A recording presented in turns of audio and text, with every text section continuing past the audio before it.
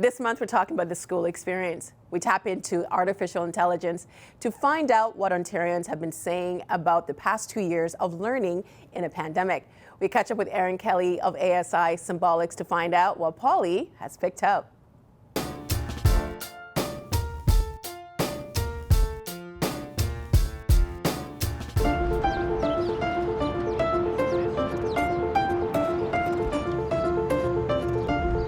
Erin, I'm so happy to see you in person. Great to be here.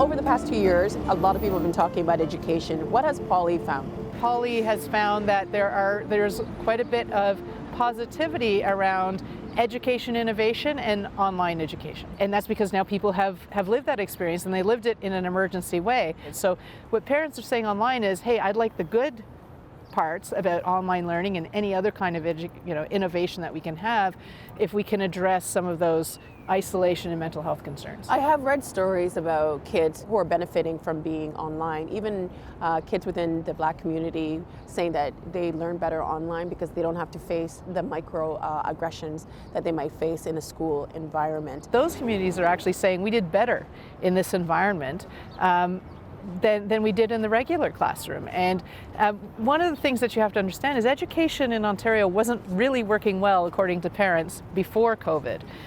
There's been a lot of criticism about the reforms that have come in on education, a feeling that education is not innovating. And parents seem to understand this, that Ontario needs to invest more in education or reform education. And so they are open to having this discussion, whether it's going to be online learning or VR learning or what have you. There's been a conversation about why before the pandemic there was a move to go to online.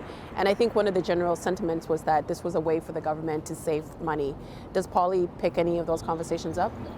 She does, and the parents are quite divided on that. I mean, there's some parents who say we spend a lot on education and yet we have poor outcomes as a province compared to other jurisdictions that spend less. So maybe it's an opportunity to do something else? Yeah, to innovate. And they feel like the education system has not progressed in like 150 years. I mean, the format is the same as when you and I went to school. Maybe the curriculum and how we teach is different, but the format is the same, and it has not innovated. Did Polly pick up any concern around learning gaps? She saw a lot of concern about learning gaps.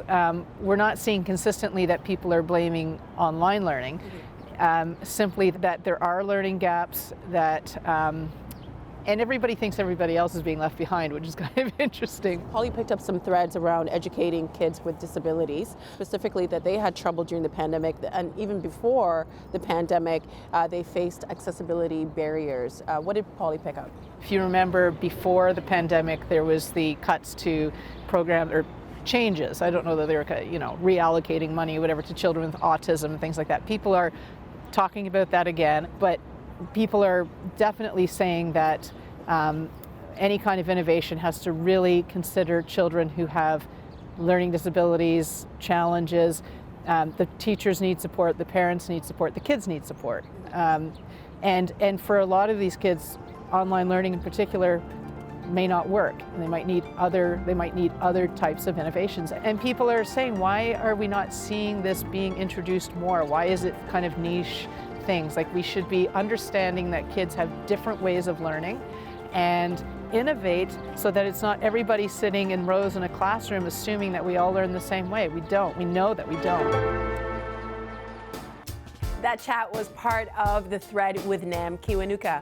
For more content like this, hit the subscribe button and check out our other videos. Also, don't forget to follow us on Instagram at TVO The Thread. Thanks, and we'll see you next time.